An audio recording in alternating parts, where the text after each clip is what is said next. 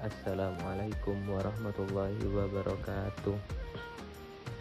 Perkenalkan, di sini saya mahasiswa semester 7. Nama saya Muhammad Faizal, NPM 22201101178.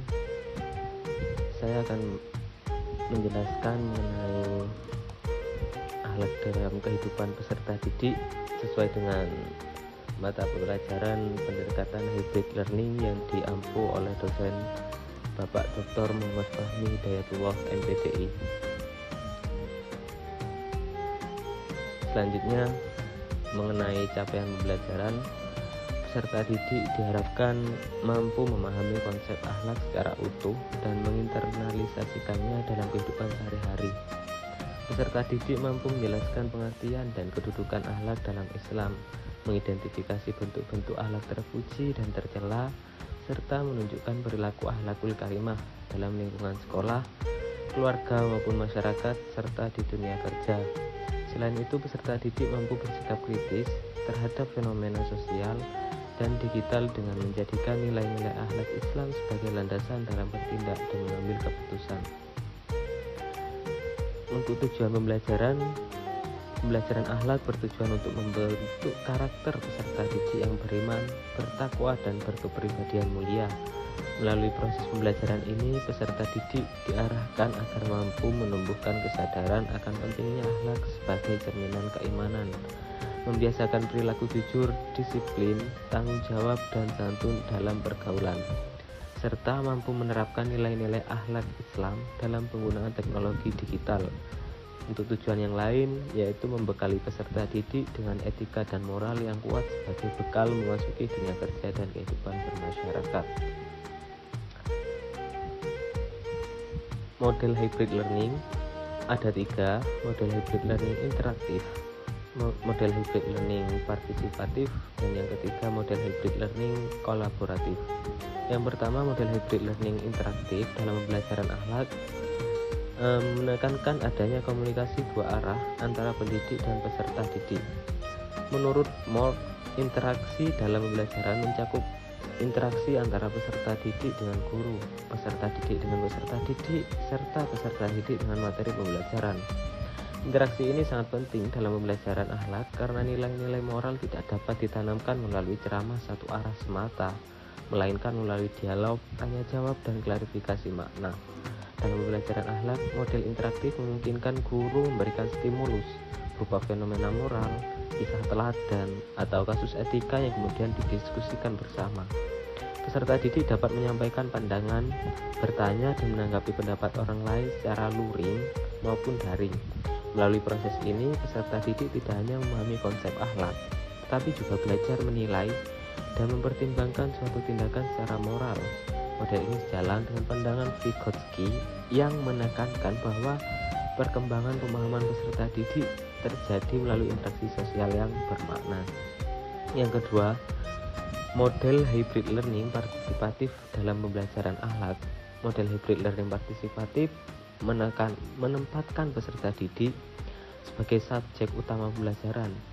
John Dewey menyatakan bahwa pendidikan akan bermakna apabila peserta didik terlibat secara aktif dalam proses belajar dan mengaitkan materi dengan pengalaman hidupnya. Prinsip ini sangat relevan dalam belajar akhlak, karena akhlak tidak cukup dipahami secara teoritis saja, tetapi harus disadari dan dihayati secara personal. Dalam pembelajaran akhlak berbasis partisipatif, peserta didik didorong untuk aktif menemukan pendapat, melakukan refleksi diri, serta menilai perilaku yang terjadi di sekitarnya. Melalui forum diskusi daring, penugasan reflektif, maupun presentasi luring, peserta didik itu dilatih untuk menyadari nilai-nilai akhlak dan tanggung jawab moral dalam setiap tindakan. Model ini membantu peserta didik membangun kesadaran internal, sehingga akhlak tidak dipaksakan dari luar, melainkan tumbuh dari dalam diri sendiri. Yang ketiga, model hybrid learning kolaboratif dalam pembelajaran akhlak. Model hybrid learning kolaboratif menekankan kerjasama antar peserta didik dalam mencapai tujuan pembelajaran. Menurut Slavin, pembelajaran kolaboratif efektif dalam menumbuhkan sikap sosial, empati, dan tanggung jawab karena peserta didik belajar melalui interaksi dan kerjasama dengan orang lain. Nilai-nilai tersebut sangat selaras dengan tujuan pembelajaran akhlak. Dalam pembelajaran akhlak, model kolaboratif dapat diterapkan melalui proyek kelompok, diskusi bersama, atau pembuatan karya bertema akhlak mulia, dan yang lain sebagainya. Proses kerja kelompok ini melatih peserta didik untuk bersikap jujur, saling menghargai, bertanggung jawab, dan bekerja sama. Dengan demikian, nilai-nilai akhlak tidak hanya dipelajari sebagai konsep saja, tetapi dipraktekkan secara langsung dalam interaksi sosial. Hal ini sejalan dengan pandangan Bandura tentang pembelajaran sosial yang menekankan bahwa perilaku moral dipelajari melalui pengamatan dan interaksi dengan lingkungan. Untuk tahapannya, yang pertama model hybrid learning interaktif. Tahap yang pertama ada tahap pendahuluan, yakni guru membuka pelajaran dengan menyampaikan tujuan dan tema akhlak yang akan dipelajari, baik secara tatap muka maupun platform daring. Guru memberikan stimulus berupa pertanyaan pemantik atau tayangan singkat tentang fenomena perilaku akhlak dalam kehidupan sehari-hari. Tahap yang kedua yaitu tahap interaksi inti. Pada tahap ini guru dan peserta didik terlibat dalam proses tanya jawab, diskusi, klarifikasi materi. Interaksi dapat dilakukan melalui diskusi kelas, forum daring, atau video conference. Peserta didik diberi kesempatan untuk bertanya dan menyampaikan pendapat terkait nilai-nilai akhlak yang akan dibahas. Pada tahap yang ketiga yaitu tahap penguatan. Guru memberikan penegasan terhadap nilai-nilai akhlak yang telah dibahas serta mengaitkannya dengan kehidupan nyata peserta didik. Penguatan dapat dilakukan melalui kuis interaktif, refleksi singkat, atau rangkuman materi secara daring. Yang kedua, partisipatif.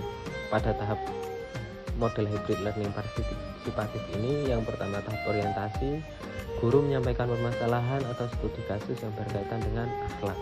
Misalnya, etika bermedia sosial atau bersikap jujur dalam lingkungan sekolah ataupun di dunia kerja. Permasalahan dapat disampaikan secara luring maupun melalui media digital.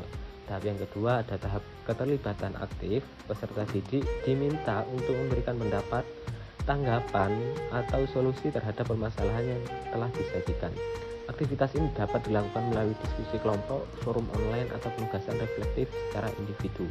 Tahap yang ketiga ada tahap refleksi. Peserta didik melakukan refleksi terhadap sikap dan perilaku yang telah dibahas, kemudian mengaitkannya dengan pengalaman pribadi. Guru membimbing peserta didik agar mampu menyadari pentingnya penerapan akhlak dalam kehidupan sehari-hari.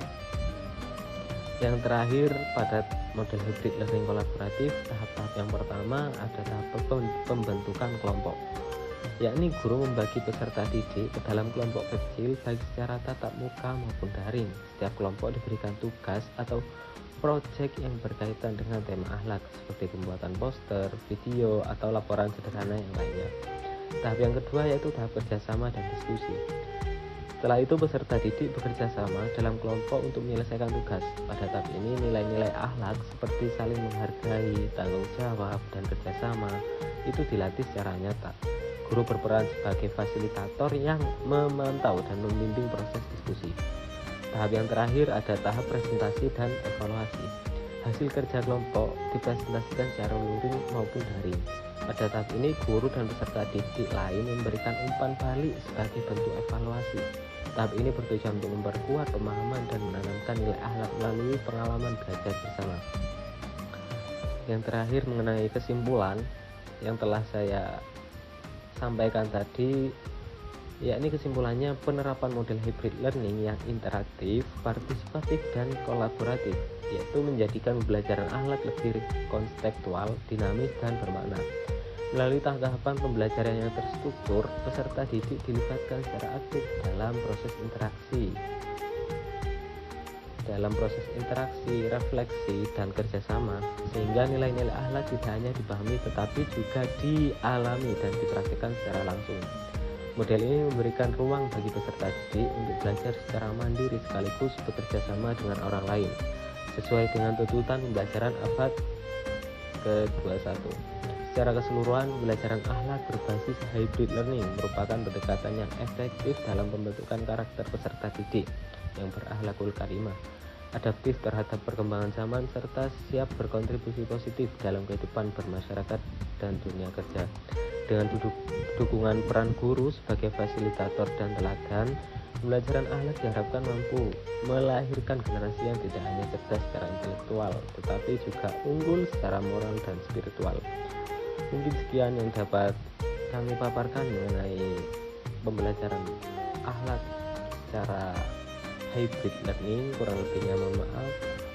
Wassalamualaikum warahmatullahi wabarakatuh.